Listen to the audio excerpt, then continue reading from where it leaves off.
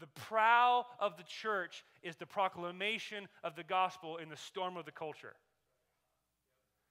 However, as that ship goes forward, or as the front lines get moved forward, if the ground that's being taken isn't being adequately defended and cared for, okay, then the integrity of the message of the advancement of the gospel is at stake. That's what the apostles are seeing here. The integrity of the message of the gospel and the reality of the gospel and what it does in us, through us, and for us is at stake if we don't address this. So it's very, very important. So it's not just about taking ground at the cost of losing the ground you've already gained. But what can happen is you focus all of your energy on caring for the ground that you've gained, and the forward advancement ceases. This happens all the time with just think about us in your own home. Well, I'd love to serve more, but I got a family to raise. I'd love to be part of the gospel community, but I don't want to expose my kids to the dangers of lost people. Well, I want to do this, whatever, and we create these false dichotomies that should not exist.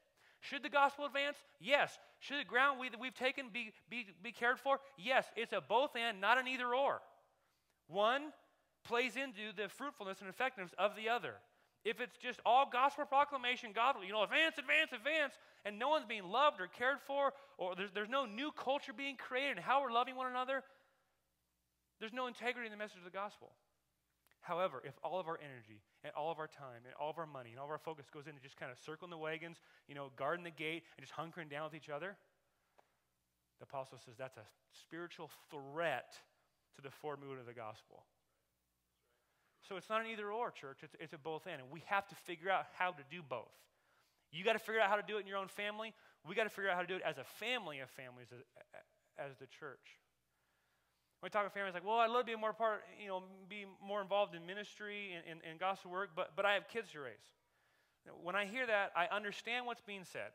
You have primary responsibilities. You can't ignore them at the cost of mission. However, don't pit them against each other. How you raise children who know how to engage lost people with the gospel, engage the culture for Christ, and make disciples if they're not seeing anyone do it around them. Those things are not taught by theoreticians. Your children will not learn how to do that by going to college and taking classes. They'll learn how to do it by watching you do it. Therefore, how you raise your kids is at stake by whether or not you're on mission.